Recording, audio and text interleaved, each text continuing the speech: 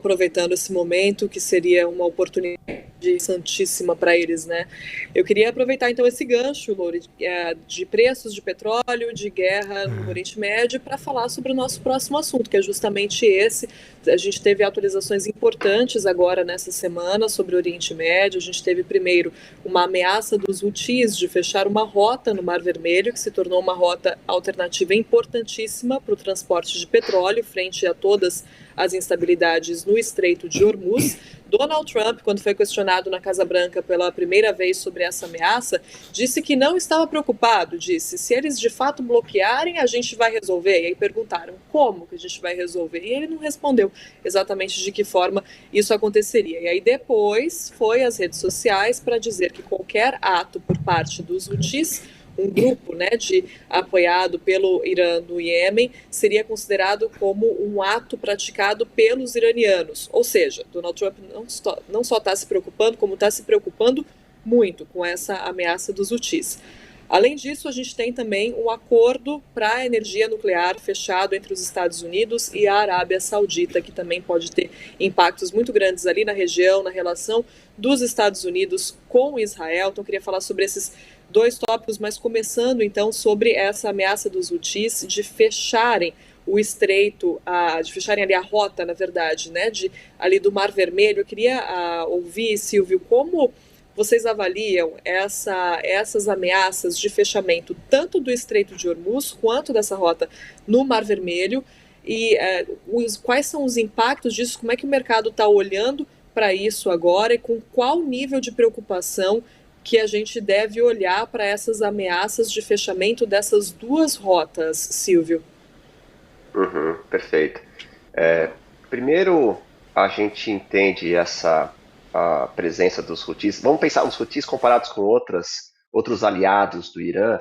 Eles, obviamente, são alinhados, têm um apoio muito importante do Irã, um alinhamento também de ações, mas um certo grau de independência, de autonomia que outros grupos aliados do Irã, outros proxies, não têm. Tá? Então, a gente não pode começar a análise pensando nos Houthis, qualquer ação que eles façam, qualquer declaração, como automaticamente 100% teleguiada por Teherã. Tem outros fatores em jogo e um dos temas que muitas vezes aparece é a influência da própria Arábia Saudita junto aos Houthis, com financiamento também para pagamento de salários, manutenção de infraestrutura, para fortalecer o grupo na disputa local dentro do Iêmen contra o governo do país. Então, na nossa avaliação, a avaliação da nossa equipe de Oriente Médio, com base nas informações que a gente tem, nas conversas com as redes que a gente mantém na região, essa ameaça que os Houthis estão promovendo ali, ela, claro que ela atende aos interesses do Irã nesse momento de escalada do conflito, mas ela é, de certa forma, limitada. É uma ameaça mais direcionada à Arábia Saudita. Eles estão deixando claro que não estão fazendo o fechamento do estreito, um bloqueio de todo o estreito contra qualquer embarcação, qualquer navio. É um bloqueio à Arábia Saudita, única e exclusivamente, para tentar forçar a Arábia Saudita. Aí é a intenção por trás, né, que não vem explícita nos termos do anúncio, mas ao que nos parece é mais uma pressão para garantir um apoio mais firme dos árabes nessa disputa local e pensando também em médio e longo prazo no equilíbrio regional. Então, o que tem acontecido nesses últimos dias é a Arábia tentando demonstrar que não cede à pressão imediatamente, então mostrando alguma resistência e testando as alternativas, então direcionando navios para a rota de circunnavegação da África, por exemplo, que é uma rota viável, mas muito mais cara, exige muito mais tempo, custos de seguro, custos de combustível, de tripulação também, enquanto vai avaliando qual é a posição dos Houthis, do Irã e dos Estados Unidos em todo esse equilíbrio. Mais adiante, nesse ponto específico, claro, a gente precisa falar do conflito de forma mais ampla, mas nesse ponto específico, a nossa expectativa é a de que depois de um período de tensão e hostilidade, a tendência é que haja um entendimento entre a Arábia Saudita e os Houthis que impeça o bloqueio dessa passagem. Tá? A gente trabalha como cenário base com a manutenção da navegação pelo Estreito de Bab el-Mandeb. Exceto, aí é uma ressalva importante, exceto se o conflito entre Irã, Estados Unidos e Israel escalar de uma maneira mais aguda, com destruição de infraestrutura regional novamente, que poderia levar os Houthis, a pedido do Irã, a uma medida mais extrema na região. Olha só como tudo está interligado, né? A gente falando então sobre essas ameaças dos Houthis e um acordo entre Estados Unidos e Arábia Saudita, e a gente está falando então de um momento em que realmente as questões elas estão interligadas. Então, queria explicar aqui um pouquinho sobre esse acordo da Arábia Saudita, antes de passar a palavra para o Lourival. Donald Trump anunciou, aliás, o Departamento de Energia dos Estados Unidos, né, no governo Trump, anunciou esse acordo entre os Estados Unidos e a Arábia Saudita para a geração de energia nuclear, que basicamente é um acordo pelo qual deve durar 30 anos, a Arábia Saudita vai instalar reatores nucleares e vai poder gerar energia. Agora, é um acordo que tem sido discutido já há muitos anos, não é algo novo, inclusive o próprio Joe Biden também discutia esse acordo com a Arábia Saudita, mas o que muda são os termos desse acordo, que são termos ainda nebulosos, porque todo acordo nuclear, ele toca em questões sensíveis de segurança, tanto que os Estados Unidos têm acordos com vários países, com aquele padrão ouro, que é o padrão para que você tenha inspeções regulares, para que você garanta que os outros países não vão enriquecer urânio, não vão basicamente produzir uma arma nuclear. Quando o governo dos Estados Unidos anunciou esse acordo com a Arábia Saudita, não deixou esses termos muito claros. Então houve uma série de questionamentos e de ceticismo por aqui sobre se os Estados Unidos teriam afrouxado essas restrições para Arábia Saudita. E isso a gente está falando só de segurança. Tem também um outro ponto aí que é o reconhecimento da Arábia Saudita, de Israel por parte da Arábia Saudita. O próprio Trump, quando fez esse anúncio, não falou que essa seria uma das condições para o acordo, mas um dia depois disse que sim, que o acordo vai ser aprovado, mas que depende desse reconhecimento de Israel por parte da Arábia Saudita. E isso é algo difícil de acontecer, porque o próprio príncipe herdeiro da Arábia Saudita, o Mohammed bin Salman, chegou a dizer que só reconheceria Israel se houvesse um caminho claro também em direção ao reconhecimento de um Estado palestino. Essa é uma questão antiga. O próprio Biden falava sobre a importância desse reconhecimento de Israel também como uma parte importante desse acordo. Não apareceu na primeira versão dos termos desse documento agora, mas depois Donald Trump falou sobre isso, levantando questões também sobre se ele teria sido cobrado pelo premier israelense Benjamin Netanyahu sobre isso. A porta-voz da Casa Branca, a Caroline Leavitt, disse que não. Agora, então, dado todo esse contexto, né, desse acordo, eu queria ouvir primeiro de você, Lori, de fato, o que é que a gente pode esperar desse acordo? Quem ganha com isso? Por que isso está acontecendo nesse momento? É interessante porque tem um componente de política industrial nesse acordo. E isso é uma novidade, né? Porque os Estados Unidos antes tinham uma política de impor o padrão ouro, né? Que significa o outro país não obter capacidades de enriquecimento de urânio, de reprocessamento de urânio e plutônio, e estar sujeito às inspeções da Agência Internacional de Energia Atômica, para evitar o que em termos técnicos é chamado de latência nuclear, que é um país ter um programa civil, mas que o capacita para desenvolver um programa militar, se ele quiser. Né? Isso é a latência nuclear.